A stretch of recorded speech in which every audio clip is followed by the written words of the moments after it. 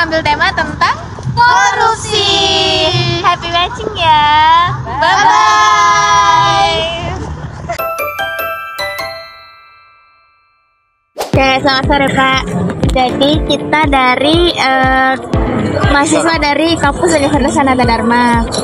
Kita di sini mau minta waktu Bapak untuk wawancarai mengenai tema yang kami ajukan itu korupsi. Jadi pertanyaan yang pertama itu ada, apa pendapat Bapak tentang tingkat korupsi yang semakin merajalela di Indonesia ini, terutama dalam hal korupsi keuangan? Menurut pendapat saya, masalah korupsi di Indonesia ini memang sudah luar biasa ya, apalagi masalah keuangan itu di sektor manapun mesti dari tingkat RT, RW, dari kelurahan sampai tingkat tinggi pun mesti ada ya, kayak tingkat RT ya istilahnya bantuan dana desa, itu dari tingkat kelurahan ke tingkat RW, nanti sampai tingkat RT pun mesti ada yang kecaplakan ya berapa persennya mesti berkurang.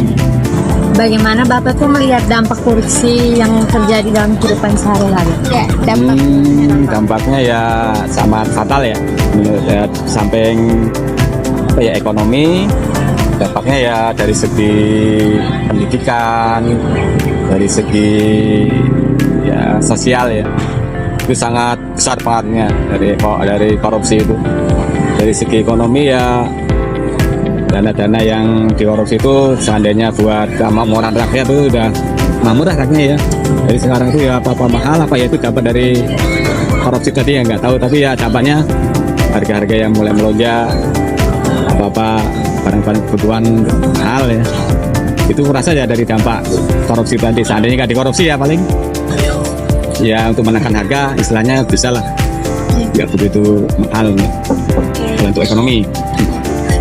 Pertanyaan terakhir dari kami, jadi menurut Bapak peran kita tuh sebagai masyarakat dalam pencegahan dan pemberantasan korupsi itu apa?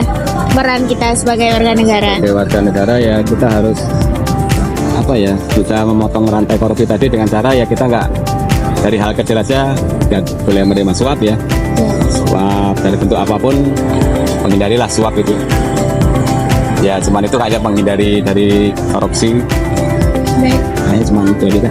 Terima kasih banyak buat Bapak. Mohon maaf kalau kita ada kesalahan, dan terima kasih buat kesediaannya ya Pak. Ya, sama-sama. Selamat sore Kak. Sore. Kakak boleh perkenalin diri lebih dahulu? Boleh. Nama saya Bonita. Saya dari Jogja.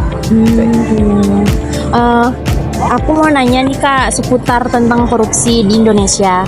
Nah, jadi di sini tuh ada 3 pertanyaan. Jadi yang pertama itu, gimana sih pendapat Kakak tentang tingkat korupsi di lingkungan sekitar Kakak di sini? Boleh bantu jawab Pak? Kalau saya kan bukan orang hukum ya, jadi nggak terlalu tahu tentang korupsi. Cuman kalau kegiatan korupsi itu sebenarnya tuh ada di mana-mana. Di sekolah ada, di tempat kerja ada. Korupsi yang kecil-kecil lah, misalkan dia telat kerja atau apa, itu udah korupsi waktu ya. Apalagi yang lain, misalkan dia manipulasi data kalau di kantor atau apa. Tapi untuk penanganannya sendiri sekarang kan udah di setiap instansi itu udah ada pelaporan dengan anonim. Jadi itu bisa dilaporkan sih, kalau ada yang tahu langsung dilaporkan secara diam-diam aja. Nah, untuk pertanyaan yang kedua itu, bagaimana sih Kakak melihat dampak korupsi terhadap kehidupan sehari-hari di masyarakat?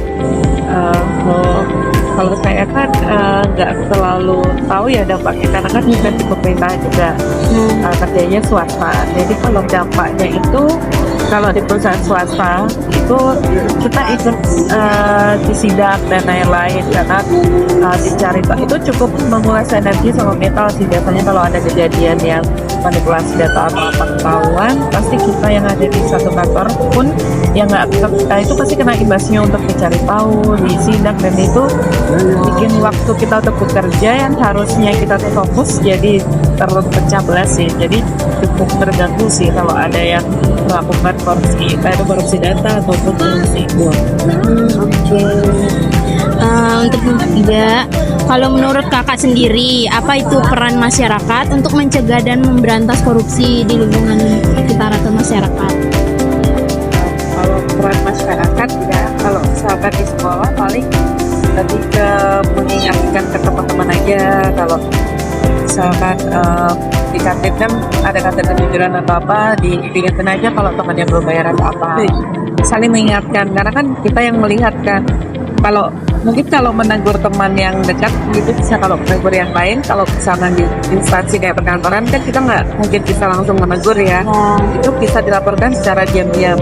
Sekarang sudah ada kayak tempat pelaporannya kalau di mana aja bisa. Jadi nggak perlu kita sebut namanya pun bisa sih. Jadi mata kita kan bisa melihat ya kalau itu tidak benar, karena nanti kalau kita nggak melaporkan itu dampaknya juga ke kita. Entah itu suatu ketika itu perusahaan bisa hancur gara-gara reputasinya jelek, atau kalau di sekolah nanti jadi ada kerugian materi dan lainnya ya. Oke. Jadi sekian pertanyaan dari kami. Terima kasih kakak untuk wawancaranya.